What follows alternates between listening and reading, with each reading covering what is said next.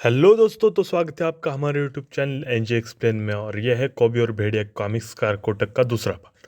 तो चलिए इस कॉमिक को शुरू करते हैं।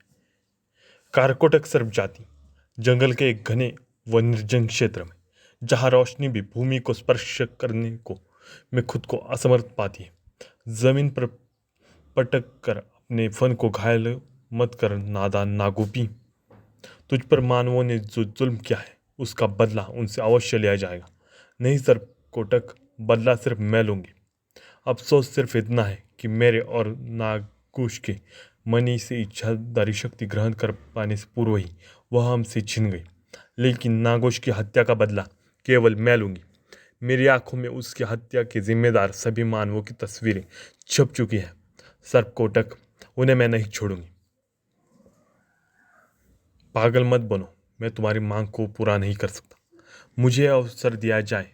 कारकोटक जाति के इच्छाधार सर्प यदि चाहे तो अपनी इच्छाधारी शक्ति किसी भी सांप को दे सकते हैं। आप इच्छाधारी सर्प कारकोटक सर्प कोटक, मैं चाहती हूँ आप मुझे ये शक्ति दें। पागल मत बनो, मैं तुम्हारी मांग पूरी नहीं कर सकता, क्योंकि इस वक्त कारकोटक सर्प जाति का सरदार कारकोटक भी 100 बरस का होने जा रहा है और वह भी मनी उगल प्रक्रिया से गुजर रहा है। उसकी व मन्नी की सुरक्षा के लिए मेरा वहाँ होना आवश्यक है। फिर इस वक्त पूरे कबीले की सुरक्षा की जिम्मेदारी भी मुझ पर है। और तुम जानती हो कि यदि मैंने अपनी नाभि से मन निकाल कर अपनी इच्छाधारी शक्ति तुम्हें सौंप दी तो मैं एक साधारण सांप रह जाऊंगा। नहीं नहीं, कृपा कर ये अवसर मुझे दे सर्प कोटक। जिद मत करो ना गोपी। मनी की प्रचंड शक्ति को धारण करना हंसी खेल नहीं, उसके लिए 100 बरस की उम्र को पार करना आवश्यक है। कारकटों की इच्छाधारी शक्ति प्राप्त होने दो, फिर हम स्वयं मानवों से बदला लेंगे और तुम्हारी मणि प्राप्त करके उसे पुनः जीवित करेंगे। या फिर अगर कोई ऐसा सर्प नागिन के साथ जोड़ा बनाता है तो उस सूरत में स्वयं ही उसे इच्छाधारी शक्ति मिल जाती है। मगर तेरा जोड़ा नागुश के साथ बन चुका है। कारकोटक भी अपना जोड़ा सर्पनी के साथ बना चुका है। तेरी जिद मूर्खतापूर्ण और तेरे जीवन के लिए घातक है। मेरा रास्ता छोड़ दे। सर्प देवता कारकोटक ने उगली नागमणि। ओह! सर्पदेव कारकोटक ने मणि उगल दी।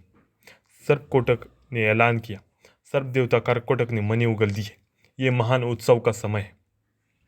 कारकोटक की ताकत की आवश्यकता है। सर्पनी उसे मणि से ताकत देगी और मणि को उसकी नाभि में स्थापित करने में मदद करेगी। हाँ सर्पनी, तुम्हें घायल किसने किया? नागुपी। विष फुफकारती हुई तेजी से आगे बढ़ी वह नागिन नागुपी। हा हा हा। छल और बल का प्रयोग करना पड़ा, लेकिन सपनी का स्थान लेकर देवता कारकोटक के साथ में जोड़ा बांधने में कामयाब रही। इस प्रकार देवता कारकोटक द्वारा मणि उगलते ही मुझे भी मिल गई इच्छाधारी शक्ति। हा हा हा। अब नागोश के हत्यारों की खैर नहीं। मणि ग्रहण कर चुके देवता कारकोटक की भ्रुकुटियों में भी तनाव सा उत्पन्न हो रहा था। सरपणी का स्थान लेकर नागोपी ने भयंकर अपराध किया। उसे उसके लिए सजा मिलेगी, मगर इस समय वो बदले की आग में जल रही है। सर्पकोटक, तुमने उसकी मंशा के बारे में जितना मुझे बताया है उससे लगता है कि वो मानवों की शत्रु बन चुकी है और मानवों में तबाही बचाने की चेष्टा करेंगी। नागोश व नागोपी के साथ जो कुछ हुआ उसके जिम्मेदार लोगों को दंड कारकोटक के नियमों के मुताबिक अवश्य मिलेगा, मगर उसका निर्णय हम स्वयं करेंगे। किसी एक की मूर्खता का दंड पूरी मानव जाति को देना न्याय नहीं हो सकता। मानव आदिकाल से हम सर्पों के मित्र रहे। सर्पों को देवता की तरह पूजते आए हैं, उन्हें दूध पिलाते आए। बदले में हम उन्हें विष नहीं दे सकते, मगर नागोपी यही करने जा रही थी। आह! नागिन का आतंक फैलने लगा था। इससे सांप ने डसा है। सांप ने या नागिन ने। ये काबू के दल का आरक्षक जंगली है। नागुपी की नस नस में प्रतिशोध की आग भड़क रही थी। सक! आह! उसे सांप ने डस लिया। ये तो शुरुआत थी। ये भी काबू कबीले का जंगली है।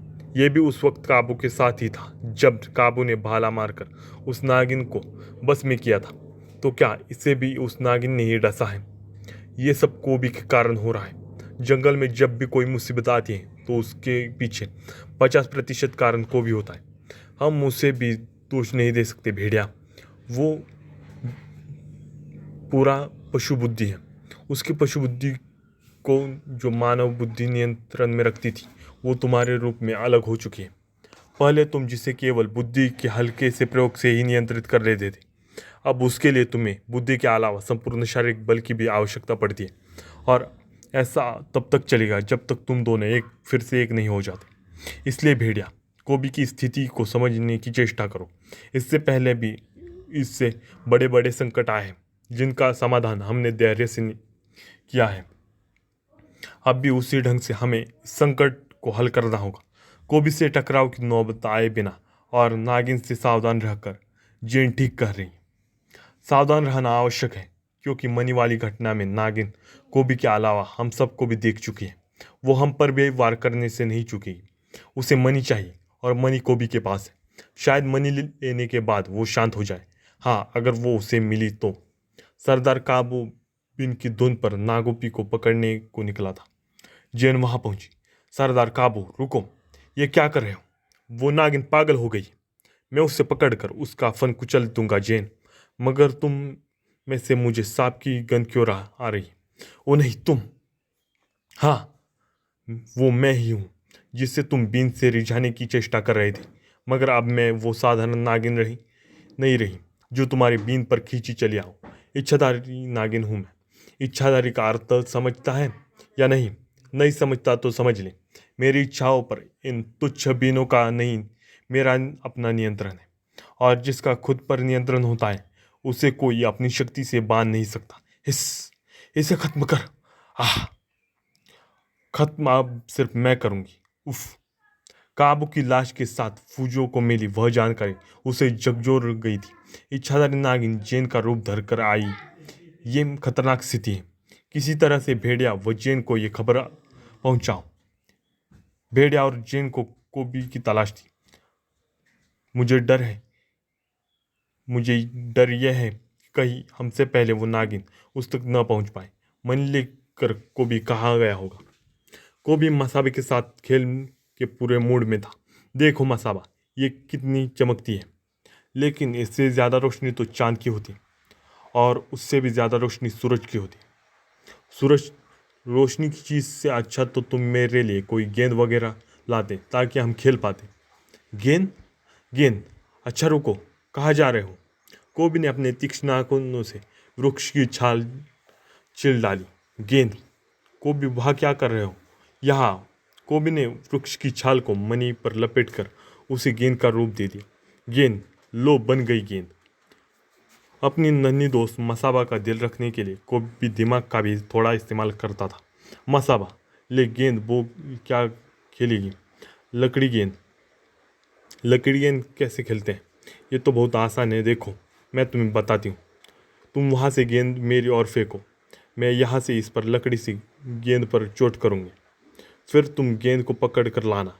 कोबी गेंद को पकड़ दो। हा हा हा। अरे अरे अरे, ये तो बहुत ऊंची उछल गई, झाड़ियों में गिरकर कहीं खो न जाए। गेंद कैच कर ली गई। भेड़िया, वो गेंद दे दो। मैं मसावे के साथ लकड़ी गेंद खेल रहा हूँ। खेल में दिमाग लगाना तो अच्छी बात है कोबी।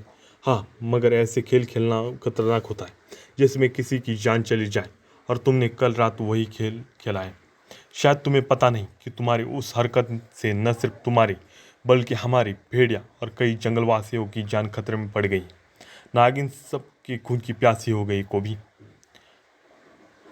भले मन साहत से वो मनी हमारे हवाले कर दो कोबी, ताकि हम उसे ले जाकर नागिन को सौंप दें और नागिन शांत होकर अपनी बाबी में लौट जाए। उस गेंद में ही तो वो मनी है जिसे अभी। भेड़िया, क्या वो मनी नागिन की है? हाँ मसाबा, क्या तुझे पता है कि वो मनी कहाँ है? मसाबा, हमें बताओ, वो मनी कहाँ है?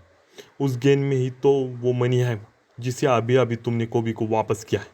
हम उसी से तो लकड़ी गेंद खेल रहे थे। क्या? अरे कोबी कहाँ है? वो भाग गया। मगर मैं उसे जाने नहीं दूंगा। भेड़िया, उसे जाने मत देना। वो नादान है, स्थिति की गंभीरता को नहीं समझ रहा है। अगर नागिन को उसकी मनी न मिली तो वो क्या करेगी? क्या वो कोबी को डस लेगी? ज़रूर डस लेगी। वो किसी को भी नहीं छोड़ेगी। तो दोस्तों, ये पार्ट यही तक था। अगर आपको ये वीडियो पसंद आई हो तो इस वीडियो को लाइक कीजिए, शेयर कीजिए, साथ ही मेरे चैनल को सब्सक्राइब कीजिए। अगर चैनल पे नए आए हैं तो मेरी बाकी वीडियोस को भी देखिए, और मेरे लिए या फिर कहे आप राज कॉमिक्स के लिए अच्छे खासे कमेंट भी दे सकते हैं कमेंट बॉक्स में। तब तक के लिए मेरी बाकी वीडियोस को देखते रहिए। जय हिंद, वंदे मातरम।